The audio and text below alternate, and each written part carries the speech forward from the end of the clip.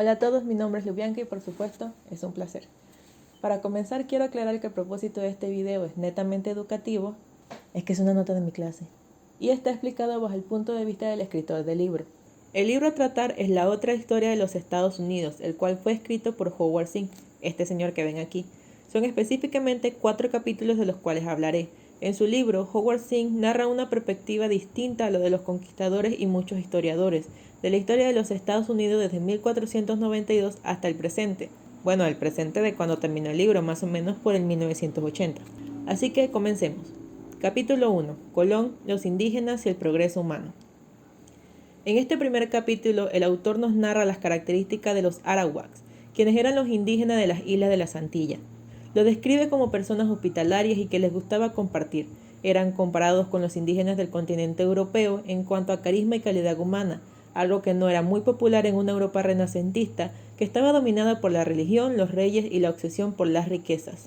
Colón convenció a los reyes de España para que financiaran el viaje, puesto que él decía que en las Indias y en Asia había riquezas, oros y especias. Si lograba conseguir lo que decía, Colón le darían el 10% de los beneficios, el puesto de gobernador de las tierras descubiertas y el título almirante del mar océano. Y así Colón comenzó su viaje con la Niña, la Pinta y la Santa María. Estaba claro que Colón no llegaría a Asia por la ruta que él había calculado antes de partir, pero en su camino se encontró con una tierra que no estaba en el mapa, las Américas. Al llegar Colón vio oro, y esto solo hizo que se volviera loco. Apresionó indígenas, viajó por las otras islas y construyó un fuerte al que llamó Navidad. Colón pidió a los reyes más apoyo a cambio de todo el oro que necesitasen y todos los esclavos que pidiesen. Él recibió el apoyo y viajó de isla en isla, aprisionando unos 1500 indígenas para catalogarlos y llevarse los mejores. Al final se fue solo con 500 de regreso a España, pero murieron 200 en el camino. Cuando arribaron a España fueron vendidos como esclavos. Y Colón dijo después: en el nombre de la Santa Trinidad continuemos enviando todos los esclavos que se puedan vender. Esto solo acabó en esclavitud, asesinatos, mutilaciones y suicidios por parte de los arawak, así que la población desde 1492 al 1650 se redujo a 0 en la isla. Aquí comienza la historia de conquista y heroísmo contada hasta el día de hoy a los niños de Estados Unidos y de Panamá también. Toda la crueldad y el genocidio que se dio fue ocultada y omitida en partes para solo contar lo más bonito y supuestamente heroico. Howard Zinn afirma que los conquistadores hicieron una elección ideológica, que no podemos juzgar y no debemos juzgar a Colón con nuestra moralidad actual, y que de hecho tenemos la costumbre de aceptar atrocidades y esconderlas por el supuesto bien del progreso. Colón no fue el único que cometió estos actos a lo largo de la historia. Existieron muchos otros verdugos y víctimas, y en general la parte que más es preocupante es la facilidad con la que excusan y justifican el exterminio de otras razas, y el que la historia sea siempre contada, incluso en la actualidad, por los conquistadores y los líderes del occidente. Capítulo 2. Estableciendo la barrera racial. En 1619 los virginianos necesitaban mano de obra para cultivar el trigo de subsistencia y el tabaco para exportación, ya que este último se vendía a muy buen precio. Los virginianos no tenían suficientes cosechas para sobrevivir, así que la solución fue comprar esclavos negros. El comercio regular de esclavos comenzó con los portugueses y para 1619 ya había 1 millón en las colonias portuguesas y españolas. La realidad es que eran considerados menos que esclavos y se encontraban en mayor desventaja al ser arrancados de sus tierras. No eran una cultura inferior, a su manera eran tan avanzados como los europeos y aunque existía la esclavitud en África, esta carecía de 2 aspectos en comparación a la americana: el frenesí de beneficio ilimitado que nace de la agricultura capitalista y la reducción del esclavo a un rango infrahumano con la utilización del odio racial. Los africanos eran capturados mayormente por otros negros, encerrados en jaulas, fusilados, hostigados por el látigo, cargados con grilletes en el cuello y vendidos en las costas para luego hacer viajes muy largos donde muchos morían o se suicidaban.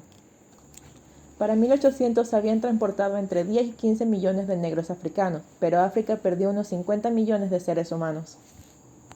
El texto también nos narra la desigualdad de los castigos en cuanto a criados blancos y negros esclavos. No podemos demostrar que el racismo sea algo natural, porque de hecho existen pruebas de que negros esclavos y criados blancos que vivieron bajo las mismas circunstancias se trataban como iguales. Los negros intentaron defenderse de muchas formas, trataron de huir o por lo menos tener un espacio para reunirse, pero ante la histeria blanca de que los negros diseñaran un plan para escaparse o matarlos, crearon leyes más estrictas eliminando cualquier libertad. También surgió el miedo a que los criados blancos se unieran a los negros en rebelión, así que para callarlos, les dieron beneficios al terminar sus contratos, más beneficios de los que tenían, y esa estrategia sí funcionó. En fin, este capítulo es una telaraña que hunde y enreda aún más a los negros esclavos, pero debemos recordar que el racismo y estos actos no son naturales y que por lo tanto se debe y se puede cambiar. Capítulo 3. Gente de la peor calaña.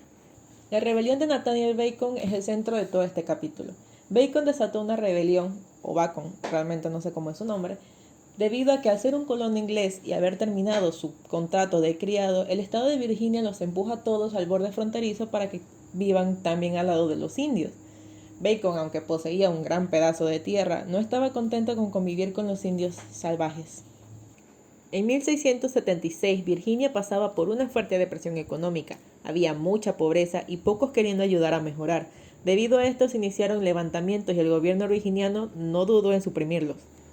Bacon logró su rebelión con ayuda de muchos otros blancos pobres que tenían un fuerte resentimiento hacia su gobierno. Logró entrar a la Casa de Diputados e insistir en matar a los indios. Fue acusado de rebeldía y encerrado, pero por la presión de quienes lo seguían debió ser liberado y lo siguiente que hizo al salir fue atacar a los indios. La rebelión estaba conformada de hombres libres, criados y esclavos, pero la misma no duró mucho y todos los líderes rebeldes fueron ahorcados. Aunque las rebeliones no eran tan comunes con los criados, luego de la rebelión de Bacon, 2 compañías se quedaron en Virginia para prevenirlas y proporcionar tranquilidad a los gobernantes y a los ricos. Huir era una mejor elección para los criados, pero si eran atrapados serían devueltos y castigados. Con el tiempo se dejaron de comprar tantos criados blancos debido a que era un poco más costoso y fueron reemplazados por esclavos negros. En el transcurso de los siguientes años los ricos se volvieron más ricos y los pobres aún más pobres. Pero no es de extrañarse si los amos blancos prácticamente se ahorraban el dinero de las comidas de los criados a los que les pagaban y los esclavos negros que tenían, y así poder seguir sumando dinero y vendiendo sus cosechas. Para 1713 no había comida para los pobres. Esto causó que las personas comenzaran a robar e irrumpir en los almacenes de las cosechas. Para 1750 los pobres ya pagaban impuestos altísimos, alquileres de terrenos, estaban desempleados y sufrían de pobreza. Pero por supuesto, los ricos seguían siendo más ricos y poseían aún más poder político.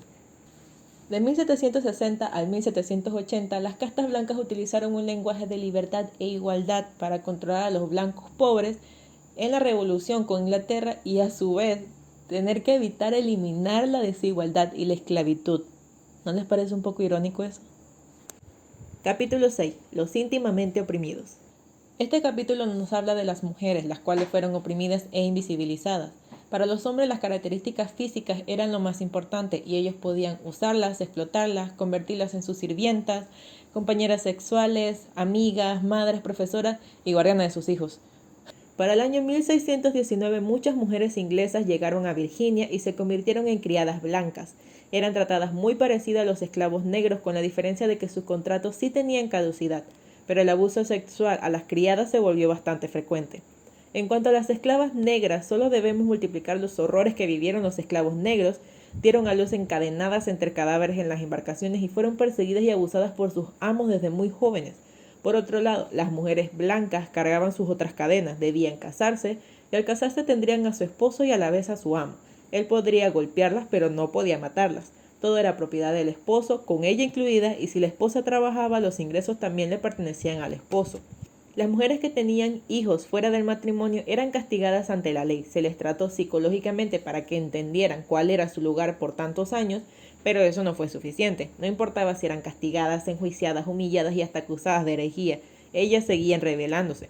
Durante la revolución, las mujeres de la clase obrera apoyaron y lucharon en los últimos años de la guerra, pero al final fueron presentadas en los libros como prostitutas.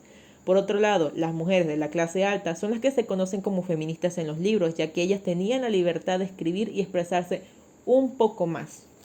Entre la revolución industrial y la guerra civil hubieron cambios en la situación de la mujer. Podían acceder a ciertos trabajos y sobre todo a industriales, pero también se les presionaba para quedarse en la casa cual era su lugar, a seguir los mandatos de la religión y a hacer un sinfín de cosas. Las primeras huelgas industriales fueron las de las fábricas de textiles donde las mujeres trabajaban, puesto que se les pagaba una miseria y trabajaban en horarios excesivos y para colmo querían reducirles el sueldo.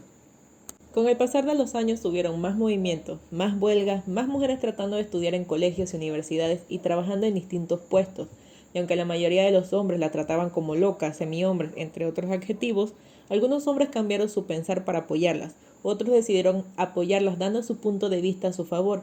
Un ejemplo tenemos al socialista utópico Charles Fourier, quien dijo que el grado de civilización de una sociedad se mide por el grado de libertad de la mujer. Lograron realizar la primera convención por los derechos de la mujer, creando después más convenciones feministas, pero a pesar de todos estos avances, las mujeres negras no estaban incluidas en ellos. Para el periodo de 1830 al 1860, las mujeres comenzaron a resistirse a ser encerradas en el entorno femenino y salieron a luchar por cualquier movimiento por y para los marginados. Aquí termina mi pequeño resumen de estos 4 capítulos llenos de muchas emociones encontradas y muy agradecida, mucho, por no haber vivido en esa época. Muchas gracias por verlo y espero lo hayas disfrutado. Adiós.